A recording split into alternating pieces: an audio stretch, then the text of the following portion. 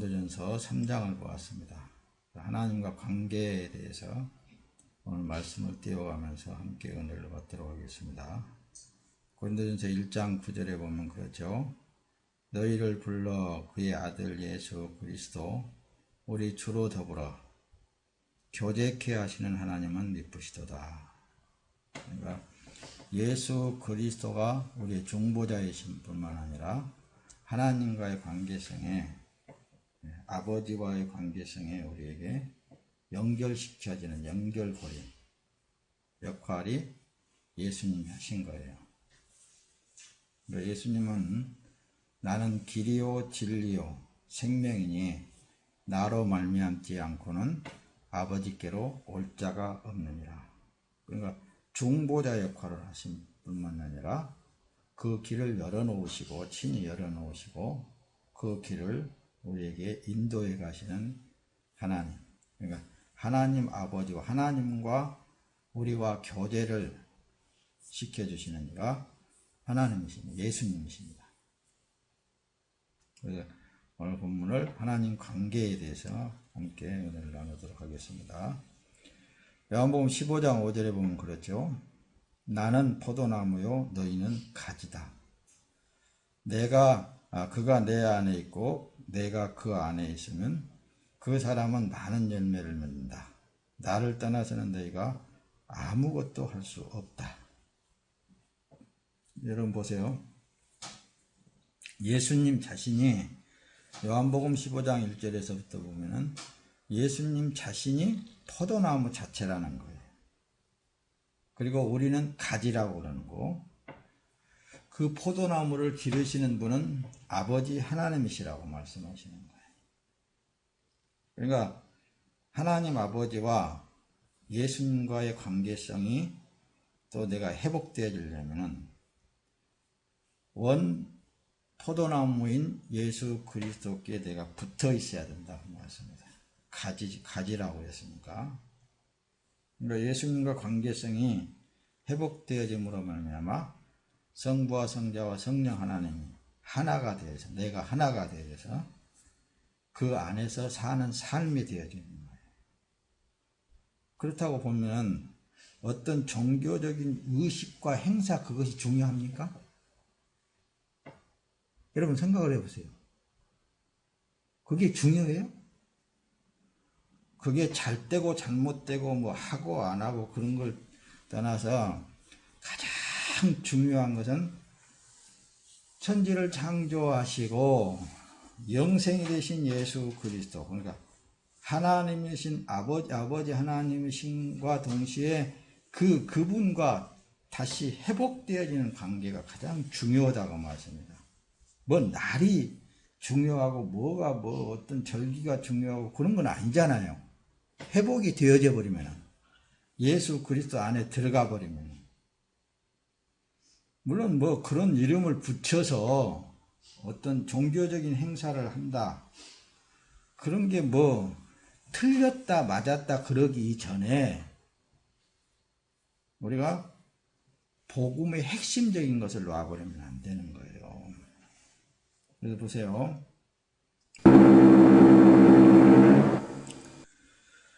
그 세상에서도 법이 있잖아요. 법이. 만약 도둑질 하면은 어떻게 해요? 누가 잡아가는 거예요? 경찰이 잡아다가 어디다 갖다 세우는 거예요? 무조건 감옥에 넣는 거 아니잖아요.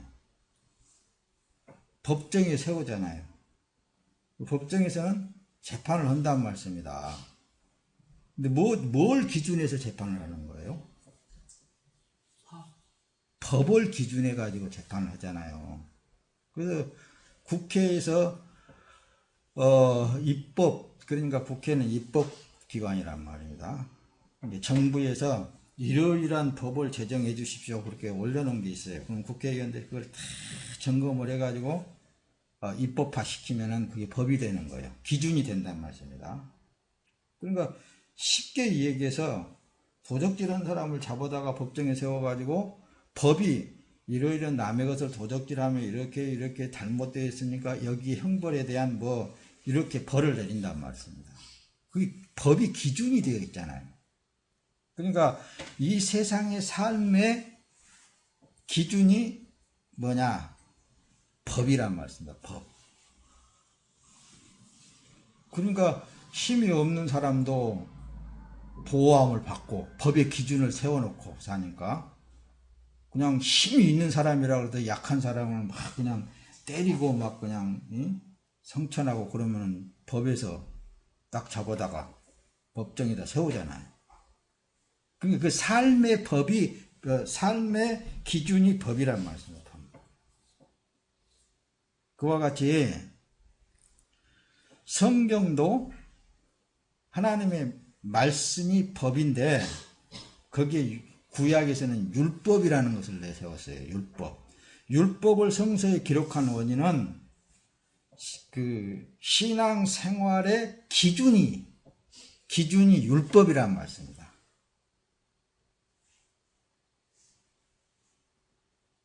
그래서 그 법을 적용을 시켜서 어때요?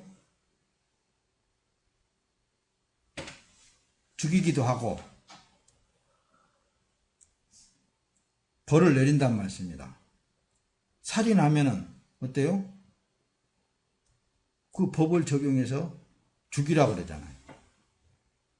안식일을 범하면은 죽이라고 그러잖아요. 반드시 그 하나님의 백성에서 끊어지기까지 한다고 그러잖아요. 그게 기준이라니까요. 기준.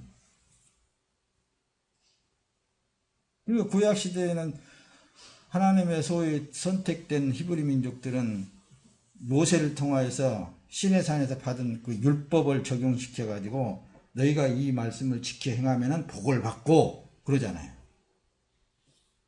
근데 그 법을 따라서 지켜 행하려고 모진 애를 쓰는 거예요. 그 기준에 따라서 살려고. 그러다 보니까 어때요? 사람을 죽일 적이도 있어도 그냥 못 죽이고 안 죽이고, 화가 나도 화들 안 내고, 이렇게 사는 것이 이제 법이요. 그게 기준이요. 그런데 세상 모든 사람들이 그 율법, 그러니까 기준을 들어대니까 어떻게 되는 거예요? 사람이 다 사형당해야 돼. 다 죽어야 돼요. 다 죽어야 돼요. 어떤 사람이든. 그래서 로마서에 기록하는 것은 의인은 없나니 한 사람도 없다라는 거예요. 뭐에 적용시켜서 보니까 법, 기준, 그 기준을 딱 적용시켜서 보니까 예수님이 그러잖아요.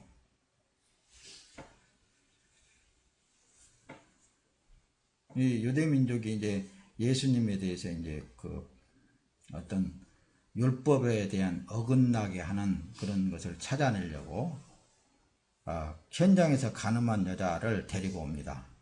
데리고 와가지고 선생이여, 우리가 이 현장에서 가늠한 여자를 데리고 왔나이다.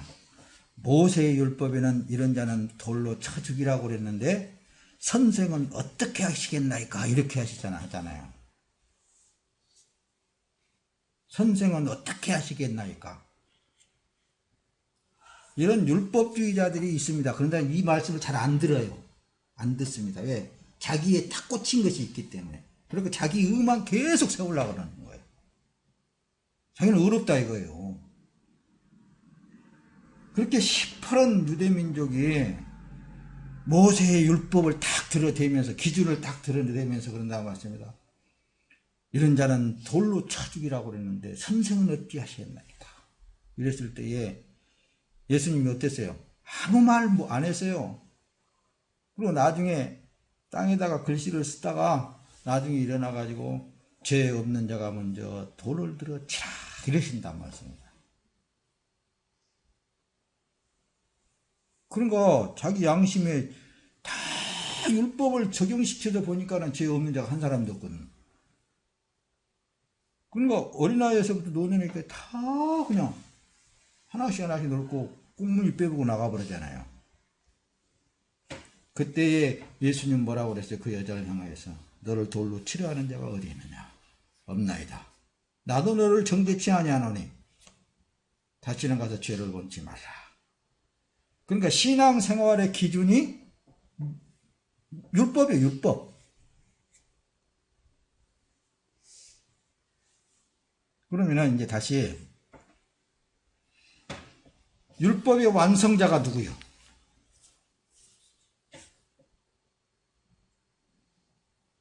율법의 완성자가 누구냐니까. 예수 그리스도예요. 예수 그리스도. 그런데 율법에 흠이 없는데 그들이 하나님을 모독한 죄를 덜치고서 십자가에 못 박아 죽이잖아요. 이게 이제 여러분들이 많이 말씀을 드렸듯이 이 세상의 모든 죄를 멸하시기 위한 게 죄를 다 없이 하게 하기 위한 하나님의 계획 때문에 있단 말씀입니다. 그래서 죄 없으신 그분이 처녀의 뱃속에 처녀가 마리아가 처녀잖아요. 처녀 뱃속에 성령으로 잉태되어서 이 땅에 오신 거란 말씀입니다.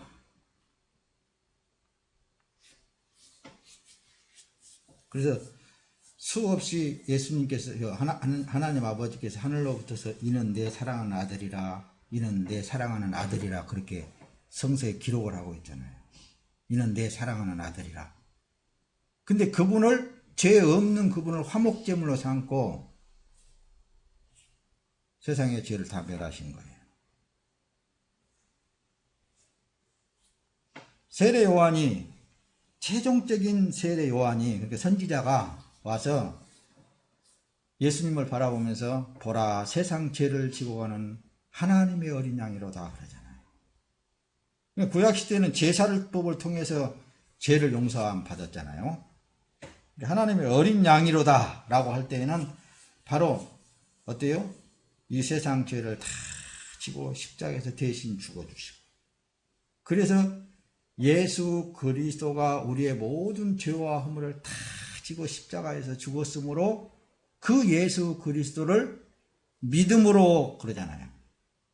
그 예수 그리스도를 내 주인으로 모셔드림으로 말미암아 영생에 이른다. 모든 죄가 사해진다. 그게 복음이잖아요. 그럼 오늘날은 지금 현재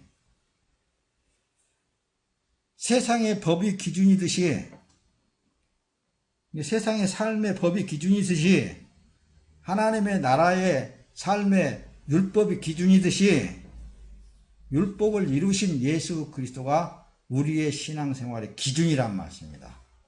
그래서 성경 전체의 내용은 예수 그리스도가 거기에 다 있단 말씀입니다. 율법 속에 제사 속에 오늘날에 이제는 우리의 모든 죄를 사하시고 그 생명의 피를 우리에게 뿌리시고 우리 안에 직접 보혜사 성령으로 임재해 계셔서 이제 우리의 육체의 남은 때의 삶을 살고 계시는 그분에 의해서 사라질 때에만 의가 되는 거예요.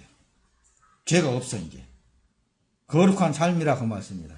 이렇게도 못 알아들으면 더 이상 몰라야지. 그래도 종교의 의식을 통해서 어쩌고 저쩌고 하고 그거 다 사기꾼입니다. 다 발람들이에요. 사람의 감정을 건드려서 그냥 선이 이렇고 이렇게 해야 되고 이렇게 살아야 되고 그러는데 그 안에 예수가 없으면 다 거짓말이에요.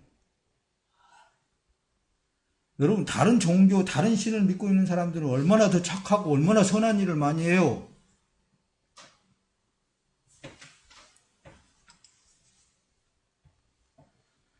자 보세요. 그래서 성경의 기준은 예수 그리스도라니까요. 의의 기준도 그래서 예수 그리스도예요. 선의 기준도 예수 그리스도라니까요.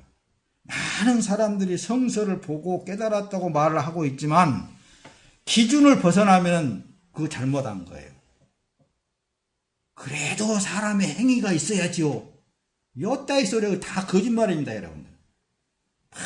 어느 누구가 그 자기가 입던 옷을 다 외투까지 벗어가지고 거리에 쓰러져 있는 그 사람을 덮어주고 또 자기 있는 가진 돈을 다 거기 빵도 사다 주고 뭐 그렇게 그런 것을 많이 기록하면서 하거든요. 그게 잘못되었다는 거 아니에요. 그게 선한 일이 아니다는 게 아니에요. 그 일은 사람의 감정에서 나옴으로 말미암아 얼마든지 진행할 수 있는 거예요. 그러나 예수가 행한 것이 아니라면 그건 다 악이라니까요.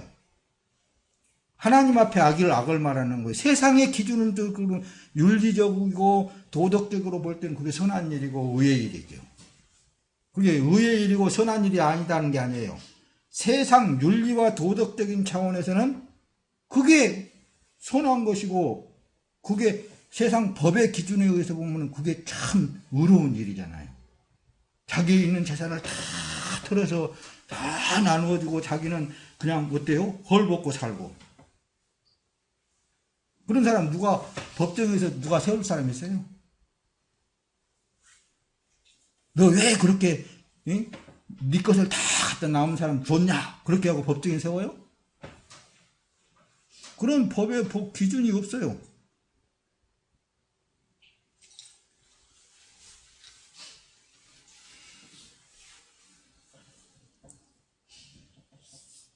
그래서 다 성경을 보고 뭐 많이 깨닫고 뭐 하고 어쩌고 저쩌고 아무리 선을 말하고 의를 말했다 한다 할지라도 쉽게 표현하면 예수가 하는 것만 의고 예수가 하는 것만 선이고 예수가 하지 않는 것은 다 악이라니까요. 하나님 앞에.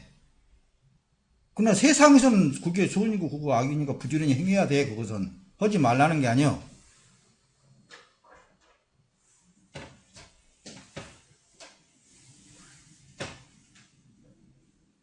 세상에는 해야 됩니다.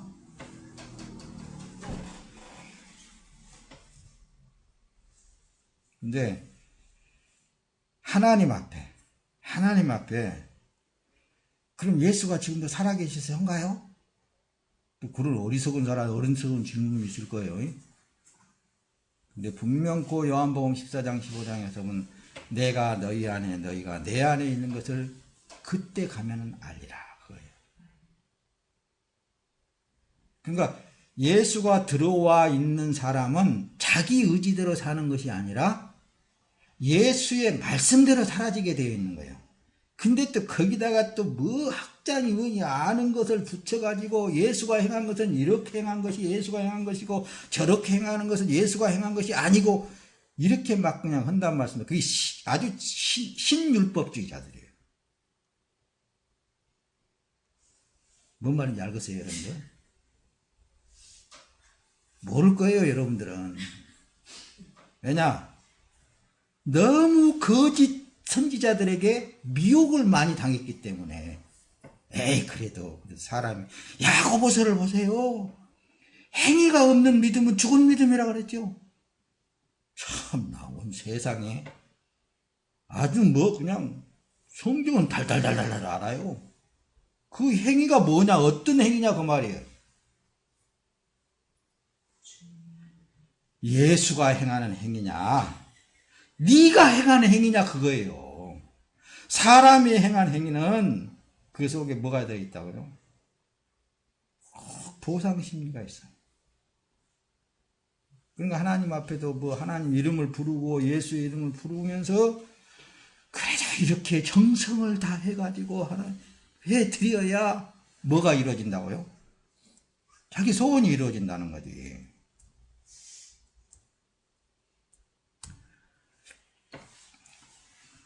자, 높아심에서 이제 말씀을 조금 더 정리해 봅시다. 보세요. 잘 들어보세요.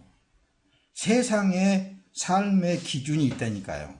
윤리와 도덕이 있잖아요. 그걸 딱 세우면서 가다가 거리에다 침 탁 뱉고 가면은 저런 나쁜 놈 이러잖아요.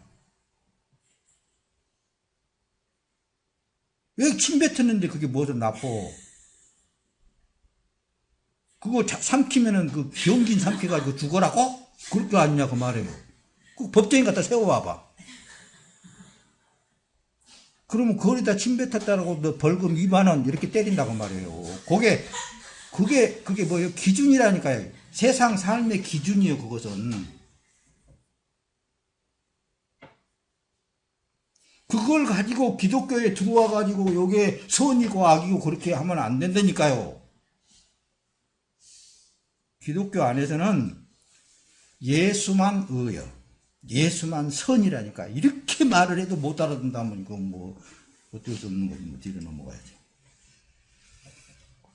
그래서 교회에서는 구원받은 사람에게 하나님의 나라의 삶을 말씀하는 거예요. 하나님의 나라의 삶에 대해서, 이 삶에 대해서 말씀을 한다고 그러니까 사람에게 그것을 적용시켜서는 안 된다니까요. 당신 안에 당신을 대신해서 십자가에 못 박아 죽을 때 당신은 이미 죽었어. 다시 사흘 만에 부활하신 예수 그리스도, 보혜사 성령이 당신 안에 들어왔으면 당신은 다시 산 사람이야. 그러니 당신은 당신 생각대로 세상이 원하는 대로 살지 말고, 제가 원하는 대로 살지 말고, 의가 되신, 당신 안에 들어온 의가 되신 예수 그리스도로 더불어서 살아야 된다. 이걸 말씀하는 것이 교회에서 하는 거라니까요. 교회에서. 근데 딴 사람들 행하는 것을 그냥 예화를 들어가면서 사람의 감정을 살려가지고 이렇게 하더니 그 사람이 하나님 앞에 복을 받더라. 이렇게 해버리니까 이게 발람의 아주 발람 선지자의 죽어 써먹는 거예요. 너무 많이 미혹되다 보니까는 그럼 하나님 앞에 가만히 있어도 복 받는가? 해야지. 요 따위 소리나 한다니까요. 못 알아들으니까 그러는 거거든. 당신 안에 예수 그리스도가 있으면은 이미 복이 들어와 있는 삶이지 않는가, 이 사람아.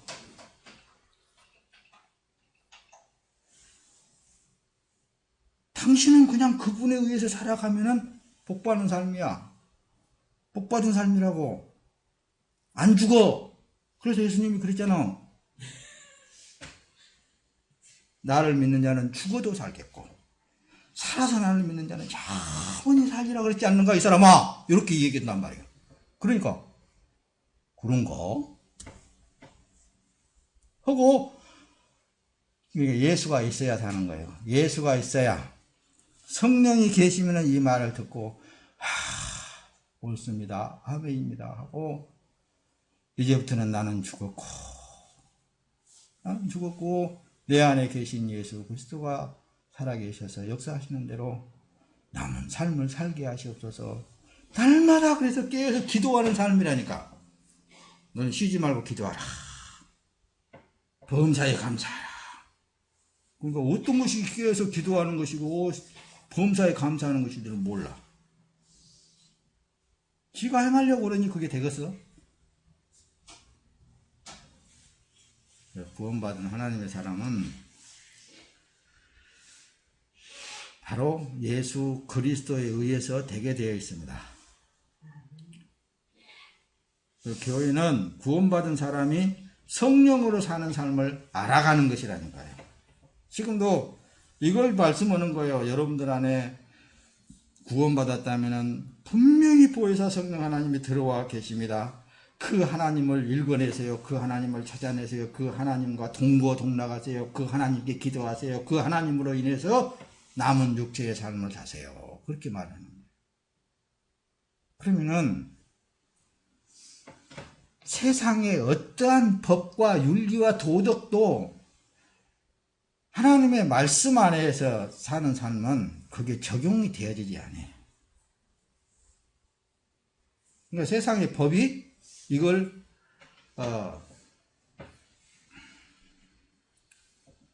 이렇게 하나님의 법의 정면으로 이제 반박해 들어올 수 있는 그런 또 시대가 올지도 몰라요. 그런다 해서 거기에 크리스찬은 대적하고 그럴 필요가 없어. 싸울 필요가 없어. 그냥 내가 죽어보면 되는 거예요. 세상 법이 그러냐? 그럼 그 법대로 해라. 이걸 법대로 해.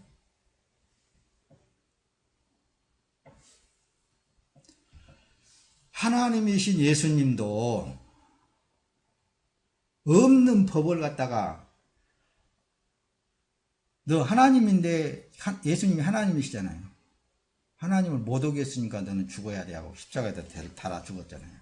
그와 똑같이 이 시대에도 예수를 품고 사는 하나님의 백성들은 법도 아닌 법을 만들어 가지고 고난을 주고 사형시킬 수 있다니까. 그런 걸 두려워할 필요성이 없어. 구원은 오직 예수야. 단 한 분밖에 없어. 그래서 사도행전에 다른 이름을 준 예가 없다고 그랬어요. 오직 예수 그리스도, 그 이름 한 분, 구원자 되신 예수님.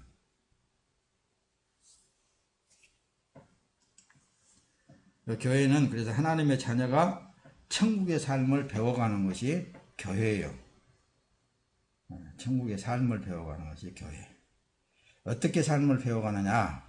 지금 이 땅에 육신이 있는 동안에는 세상이 기준을 정하는 법의 적용을 받잖아요. 윤리와 도덕의 그런 적용을 받게 되어 있잖아요.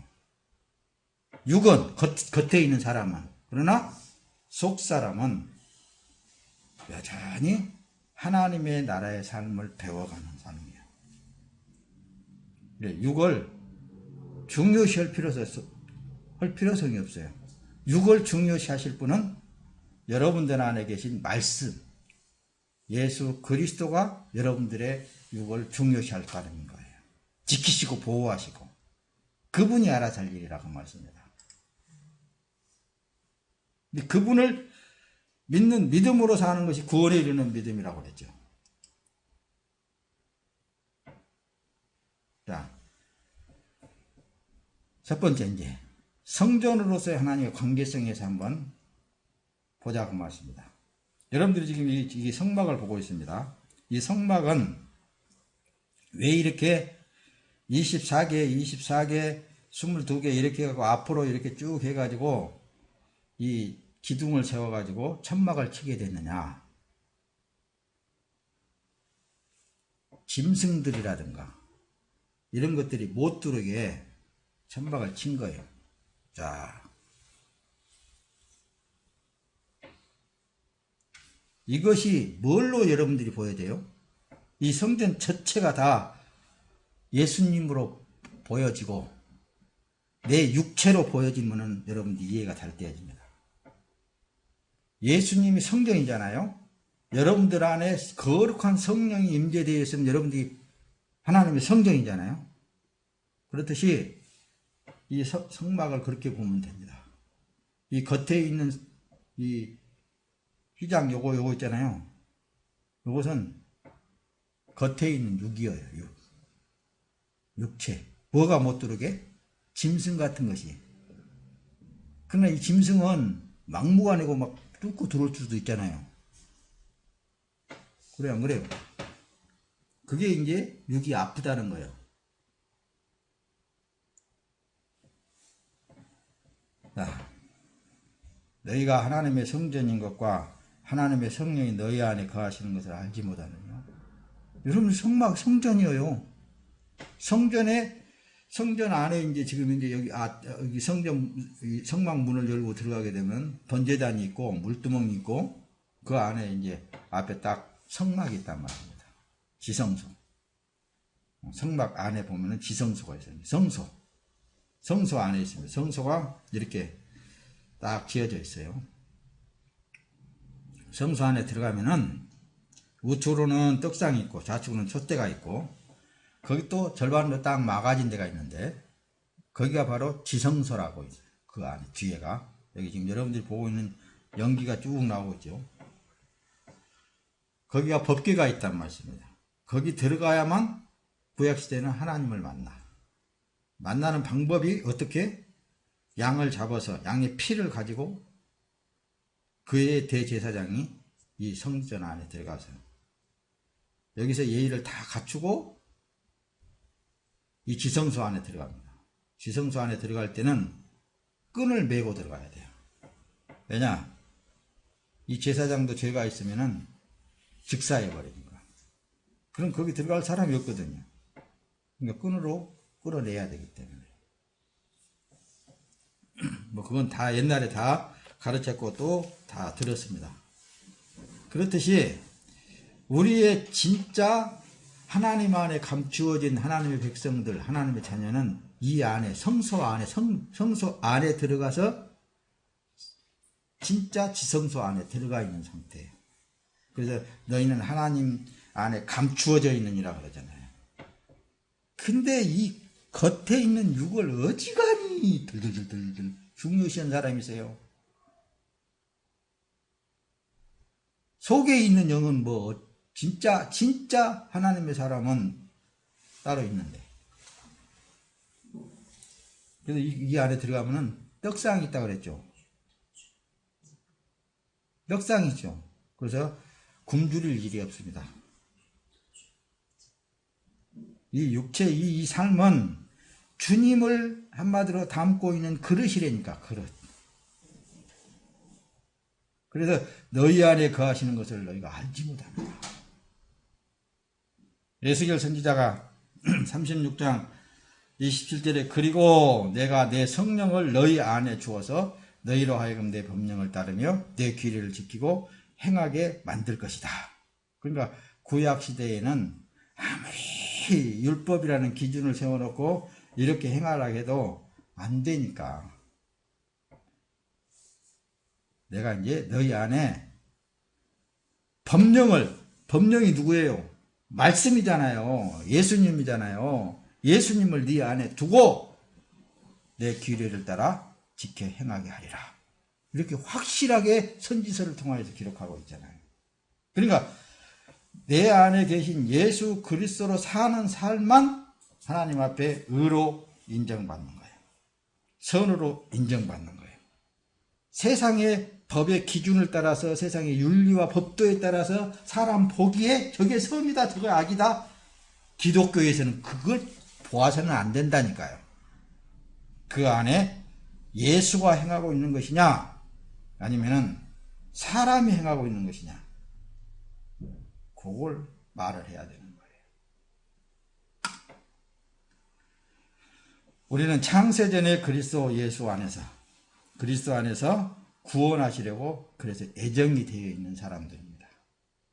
아무나 구원되어지는 게 아니고 그래서 에베소 1장 4절 7절에 보면 그러죠. 창세전에 그리스도 안에서 우리를 택하사 우리로 사랑 안에서 그 앞에 거룩하고 흠이 없게 하시려고 그러니까 하나님의 계획 안에 다 그렇게 진행되어져 나오면서 오늘날에 이제 우리를 위해서 십자가에서 대신 죽어주신 그 예수 그리스도가 다시 우리 안에 오셔서 여기 에스겔 선지자가 말했듯이 법령을 따라 말씀을 따라 행할 수 있도록 그 율례를 지켜 행할 수 있도록 하시겠다 그 말입니다.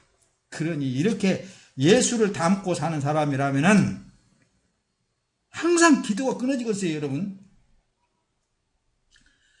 나는 내 삶이 아니잖아요. 주님의 삶이잖아요. 오늘도 주님이 내 육체의 남은 때의 삶을 통해서 일하고 계시잖아요. 주님이 영광을 받으셔야 됩니다. 주님이 하고 계시니 주님의 일입니다. 이것만 긍정할 일이에요, 우리는.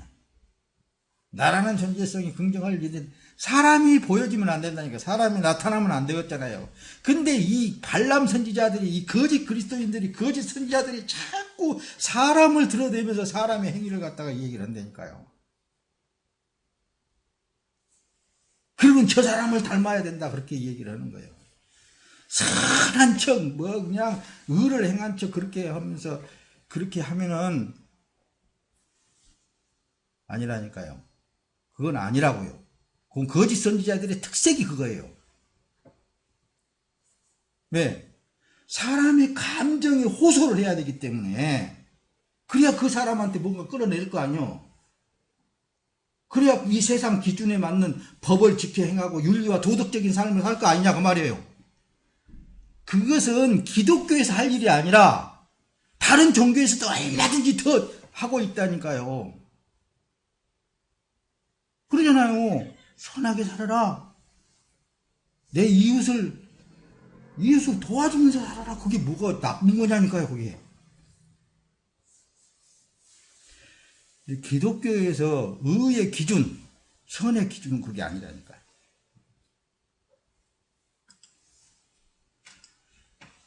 자, 말씀을 마칠 거예요, 그냥. 예. 요한복음 14장 17절, 그분은 진리의 영이시다. 세상은 그분을 볼 수도 없고 알 수도 없기 때문에 그분을 받아들일 수가 없다. 그러나 너희는 그분을 안다. 그분이 너희와 함께 계신다고 그랬잖아요. 또 너희 안에 계실 것이기 때문에 안다, 알아. 그분이 나의 삶을 핍박과 어떤 저기가 와도 이걸 놓을 수가 없구나. 그래서 받은 사람밖에 몰라요. 로마서 6장 3절에 보면 그리스도와 연합의 세례를 받은 우리는 모두 그리스도의 죽음과 연합의 세례를 받은 줄을 알지 못합니까? 이건 개역성경에서 말씀하고 있는 것입니다. 개정성경. 그리스도와 연합의 세례를 받은 우리는 모두 그리스도의 죽으심과 연합의 세례를 받은 줄 알지 못합니까? 예수님이 십자가에 못 박아 죽을 때 우리는 죽었지 않습니까? 그걸 지금 현재 말씀하는 거예요. 고린도전서 6장 19절, 여러분의 몸은 그래서 성령의 저입니다. 여러분은 하나님께로부터 성령을 받아 여러분들 안에 모시고 있습니다. 여러분 자신의 몸이 자기 것이 아니라는 사실을 어찌 알지 못합니까? 이 몸은 누구의 것이라고요? 주님 것이 당연하지 않습니까? 주님이 나를 핏값으로 사 주의 소유물 삼고 주님이 친히 내 안에 거하셔서 나의 육체에 남은 때의 삶을 살고 계시니 당연히 내 몸은 주님의 것이지 않습니까? 이걸 고백하는 기도가 그게 기도라고 그러는 것이지. 주야 내 소원을 들어주시면 내가 주를 뵙겠습니다. 이렇게 그게 되겠어요, 그게? 그것은 세상 종교인들이 하는 소리라니까요. 그런 기도가 아니라니까요. 이미 예수님이 창세전에 우리를 선택하신 대로 내 율법을 들여대서 보니까, 기준을 들여서 보니까는 죽었단 말입니다. 죽을 죄인이요. 근데 내가 당연히 십자가에서 예수님처럼 죽어야 되는데, 야, 내가 너 대신 죽어줄게. 그리고 네 몸을 나를 달라. 이거예요. 내가 네 몸 안에서 내가 다시 남은 때를 내가 살면서 나하고 같이 함께 살자. 함께 같이 일하자. 이거예요. 로마서 8장 11절, 예수를 죽은 사람 가운데서 살리신 분이 영이 여러분들 안에 거하시면, 살리신 분의 영이 너희 안에 거하시면 그리스도 예수를 죽은 사람 가운데서 살리신 분께서 여러분들 안에 거하시는 자기 영으로 인해 여러분의 죽을 몸도 살리실 것이다. 이게 성서에 기록된 말씀이잖아요. 그러니까 영생이신 예수 그리스도를 품고 살 때에만 영생하는 것이지, 어떤 말씀을 따라서 말씀에 보니까 이렇게 행하고 저렇게 행하고 그걸 알아가지고 복잡해 갖고 못 살아요. 그냥 예수로 사세요. 예수는 말씀이십니다. 예수는 율법이십니다. 신앙생활의 기준이 되시는 거예요.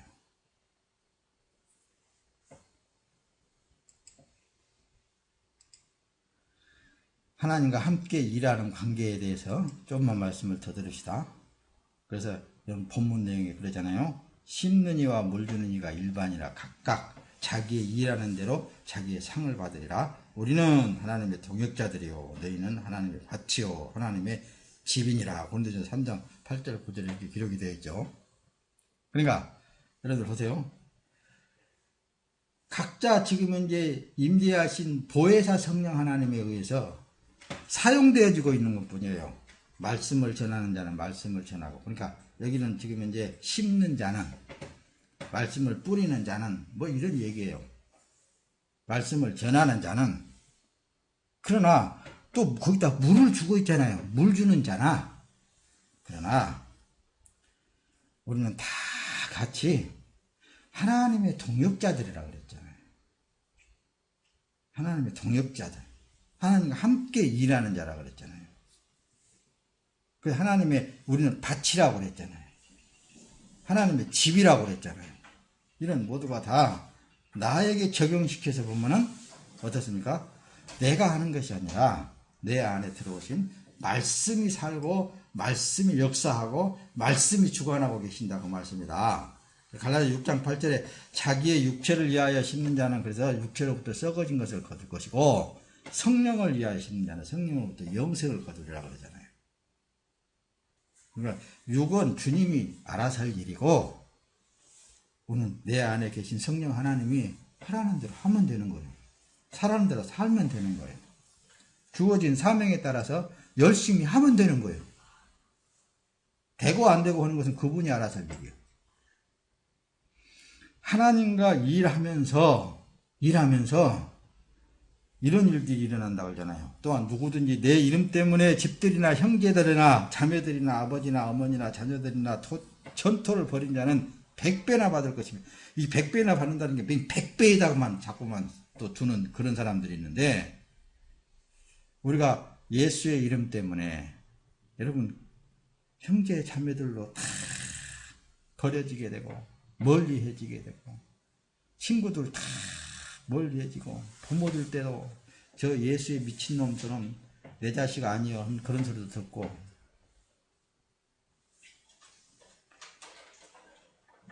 이런 핍박과 이런 고난 속에 있는 사람들에게 영생을 상속하리라고 하잖아요. 영생을 상속하리라. 이 땅에서도 물론 그 일을 위해서 100배나 받게 되어 있다니까요. 사도행전 14장 27절에 바울과 바나바는 안디옥에 도착해서 교회 신자들을 모으고 하나님께서 그들과 함께 행하신 모든 일과 하나님께서 그들과 함께 행하신 모든 일과 하나님께서 어떻게 이방 사람들에게 믿음의 문을 여셨는지 보고를 하고 있다. 사도들도 다니면서 하나님이 일하신 것을 자랑하는 거예요. 이런 상황 속에서 이렇게 하나님은 일을 하시더라. 자기가 일하는 게 아니라 하나님이 일하시더라는 것을 얘기하는 거예요. 고린도전서 1장 30절, 여러분 하나님께로부터 나서 그리스도 예수 안에 있는 사람들입니다. 예수는 하나님께로부터 와서 우리에게 지혜와 의와 거룩함과 구속함이 되셨습니다. 보세요. 예수님은 하나님께로부터 우리에게 왔잖아요. 오셔서 우리에게 지혜도 거룩함도 의도 선도 우리를 구원하는 일도 그분이 하고 계셨잖아요. 그러니 이런 은혜를 받은 사람을 날마다 감사밖에 안 나오겠잖아요. 하나님 감사합니다. 하나님 감사합니다. 오늘